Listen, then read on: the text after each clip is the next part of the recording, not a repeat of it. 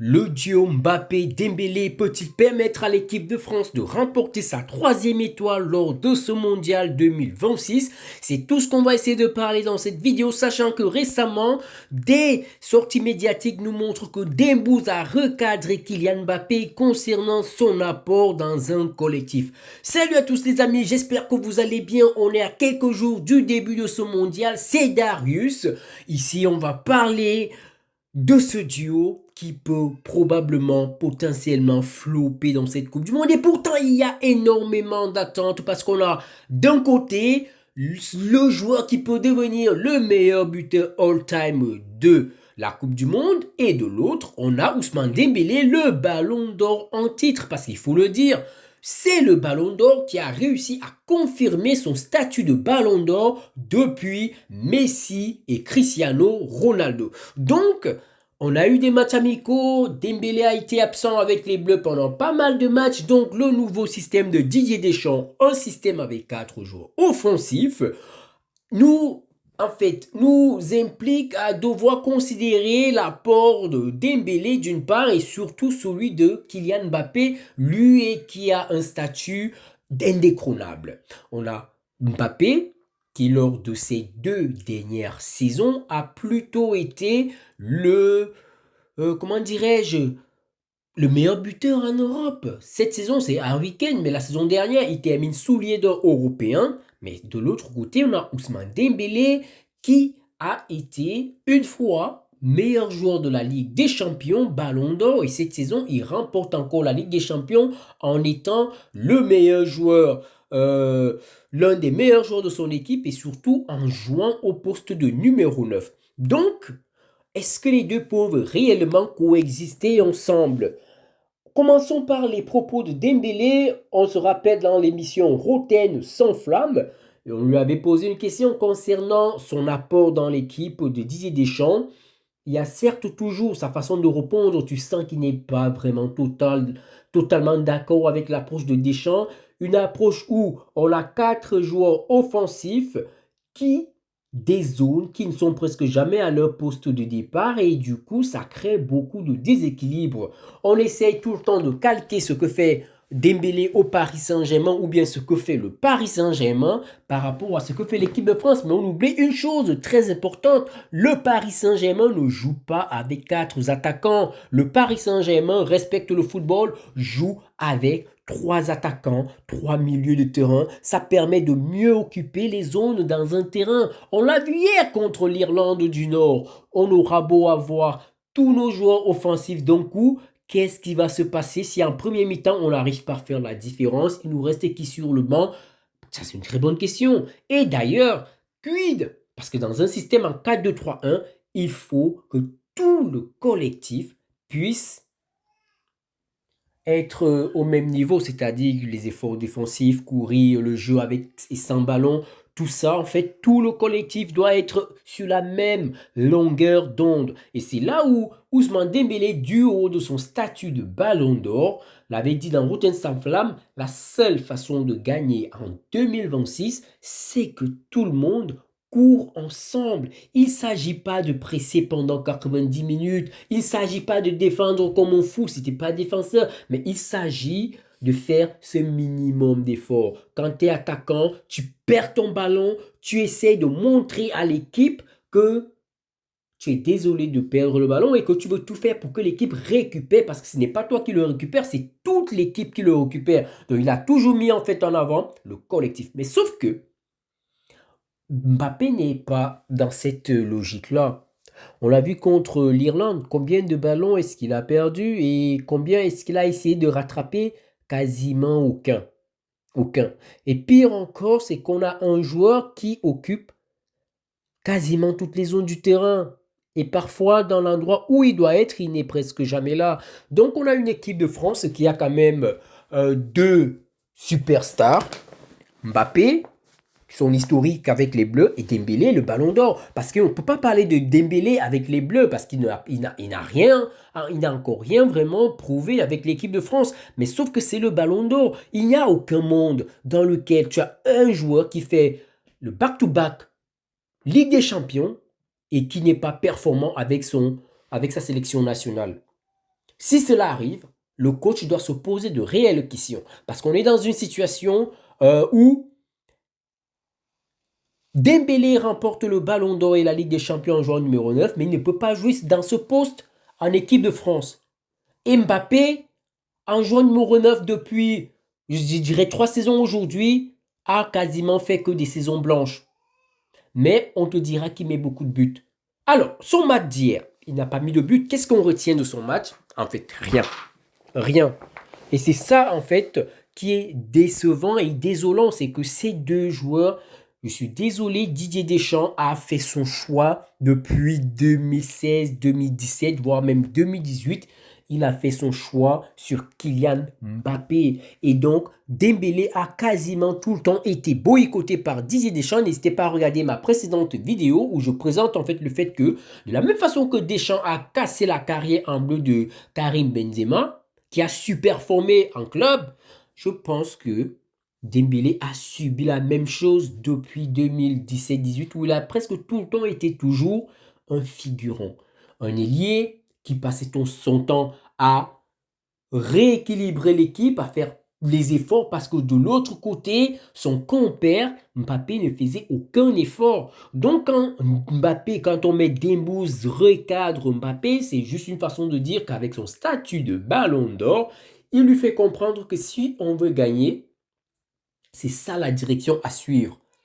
N'allez pas me dire que Dembélé n'a encore rien apporté en équipe de France et du coup il ne peut pas parler comme ça Mbappé. En fait, la réalité, c'est qu'il il a même tout pour parler comme ça Mbappé. C'est le ballon d'or, c'est le double champion d'Europe et il sait comment il a gagné ces 2 dernières saisons et c'est de ça qu'il met en avant. Parce qu'on a tout le temps l'impression de renvoyer Kylian Mbappé à 2022, mais on oublie quand même qu'entre 2022 et 2026, il y a eu l'Euro 2024. Qui a été meilleur lors de l'Euro 2024 entre Dembélé et Mbappé? La réalité, c'est que c'est Dembélé qui a été meilleur entre lui et Mbappé. On se souvient de ce quart de finale contre le Portugal. Dembélé, il fait le taf, il dribble sur son côté, il envoie un bon ballon à Mbappé, mais qu'est-ce qu'il fait? Comme toujours, comme face à l'Irlande, cadre pas, il rate tout son eau. L'Euro 2024 de Kylian Mbappé, c'est à jeter. En fait, c'est ça que je veux dire. C'est que ces deux joueurs, pour moi, malheureusement, on est arrivé à une cassure. C'est des amis, mais si on veut gagner la Coupe du Monde, Didier Deschamps va devoir faire un choix, les deux ensemble. C'est impossible. Vous allez me dire que oui, quand tu es un grand joueur, tu dois pouvoir jouer avec les meilleurs. Cette phrase-là n'a aucun sens. Parce que le même Kylian Mbappé a joué avec Messi et Neymar, ils n'ont rien gagné. Le même Kylian Mbappé a joué avec Messi et Neymar et il n'a rien gagné. Et pourtant, le même Ousmane Dembélé a joué avec des meilleurs joueurs, Kvaratskhelia, Doué, Vitinha. Ils ont tout gagné.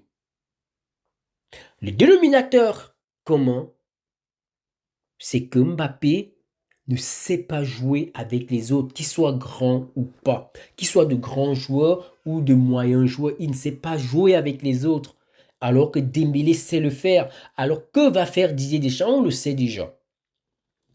Le système en 4-2-3-1 ne va pas vivre longtemps parce qu'on ne peut pas jouer en 4-2-3-1 quand dans ton 4-2-3-1, dans le 3-1, il y a Kylian Mbappé. C'est impossible. C'est impossible. Donc même si on passait en 4-3-3, ça serait toujours impossible. On ne pourra pas gagner cette Coupe du Monde avec Kylian Mbappé titulaire. Moi, je me suis déjà fait une raison et je sais très bien que Dembélé, on va continuer toujours à tirer sur lui malgré lui. Malgré le fait qu'il n'a vraiment jamais été respecté en équipe de France, ni par ses coéquipiers, ni par son propre entraîneur. Parce que si c'est lui qui doit recadrer Kylian Mbappé alors que le coach est celui qui voit Mbappé depuis ces dernières années, c'est lui qui voit très bien que ces dernières années, hormis le fait de mettre beaucoup de buts, il n'a rien gagné en club. Alors pour moi, la légitimité de remettre Kylian Mbappé comme attaquant de pointe devant Ousmane Dembélé qui a fait un back-to-back avec la Ligue des Champions sous prétexte qu'il n'a rien prouvé avec l'équipe de France n'a aucun sens en 2026 et c'est ça qui va probablement créer notre élimination. Oui, je sais très bien qu'on va arriver minimum en huitième quart de finale. Mais quand on va croiser une équipe qui a aussi des individualités très fortes, ça ne va pas suffire. Que l'on mette 4 attaquants, que l'on mette 3 attaquants, tant que Mbappé est là, on ne va pas réussir. C'est un fait. C'est un fait. Il joue avec les meilleurs joueurs au Real depuis 2 saisons aujourd'hui. Il n'a rien gagné. Il arrive à l'équipe de France où il joue avec des champions d'Europe 2 saisons d'affilée. On est en train de me dire que le Ballon d'Or n'arrive pas à jouer parce que c'est l'équipe de France. Non. Ce n'est pas qu'une question de système. C'est une question d'association. Et si Michael Olise hier a mis un triplé, c'est juste ce qu'on appelle un exploit individuel. Et ça, n'importe quel joueur dans un match peut faire un exploit individuel. Nous, on parle en fait de collectif. Et comme Dembélé l'avait dit dans Rotin sa flamme, ce qui gagne en 2026, c'est un collectif, ce n'est plus les individualités. Bah, la preuve, contre la Côte d'Ivoire, Michael Olise, il était là. Il n'a pas été décisif. Et donc, on ne retient pas grand-chose de son match. Et aujourd'hui, contre l'Irlande, il te claque un triplé. Il aurait même pu mettre un quintuplé. C'est une façon de dire que les exploits individuels, on les aura. Parfois, ça sera Dembélé. Parfois, ça sera Olise. Parfois même Kylian Mbappé. Parfois Désiré Doué ou même un défenseur, voire même un milieu de terrain. Mais je parle en fait d'équipe. Avec Kylian Mbappé, aucun coach n'a réussi à construire quelque chose. C'est le joueur qui, lors des 7 dernières saisons, qui a eu au moins un coach différent par saison. Et ça, c'est vraiment problématique. Il y a certains qui ont du mal à comprendre cela. Et c'est pour ça que pour moi, ce duo ne peut pas survivre ensemble. Parce qu'ils ne parlent pas le même football. Ils n'ont pas du tout la même mentalité dans un terrain. Tu as Michael Olise qui est capable de jouer en une touche. Tu as Désiré Doué qui est capable de jouer en une touche. Tu as Dembélé qui est capable de le faire, mais Mbappé ne peut pas le faire. Il ralentit le jeu. Tu vois, en transition rapide, quand on voit les transitions rapides du Paris Saint-Germain, combien de ballons ont été récupérés hier pour une transition rapide. Dès que Dembélé reçoit le ballon, en une touche, il trouve en fait Mbappé. Et lui, qu'est-ce qu'il fait? Il ralentit le jeu.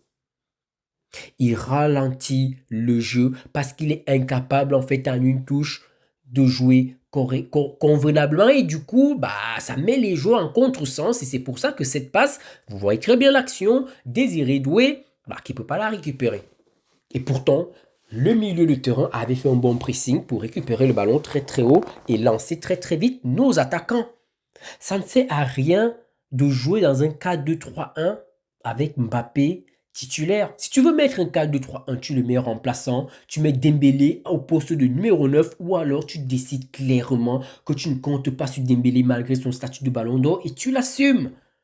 Un homme, ça assume ses décisions. Ça ne sert à rien de venir dire que oui, c'est des grands joueurs, ils vont... Non, le football a besoin d'une structure. Tous les grands clubs d'Europe qui ont gagné avec une structure. Personne ne va gagner en disant que oui, je laisse la totale liberté à mes attaquants, ils font ce qu'ils veulent. Non, non. Aucun joueur, aucun numéro 10 ne peut jouer avec Kylian Mbappé et gagner quelque chose de grand. Lionel Messi, un des meilleurs numéro 10, peut-être même le meilleur numéro 10 de tous les temps, n'a pas réussi à gagner quelque chose avec Kylian Mbappé. Pareil pour Neymar, ils n'ont rien gagné ensemble à part gagner la Ligue 1. Et ça, c'est insuffisant. Donc, ce n'est pas avec Cherki ou Dembélé ou Olise qu'on va gagner quelque chose avec Mbappé. Dites-moi vraiment ce que vous en pensez en commentaire. Des mousses qui recadrent Mbappé, ça c'est juste en fait pour la forme. Parce qu'on sait très bien que sur le fond, il ne va jamais faire ce qui doit être fait au moment où les choses devront être faites. Merci.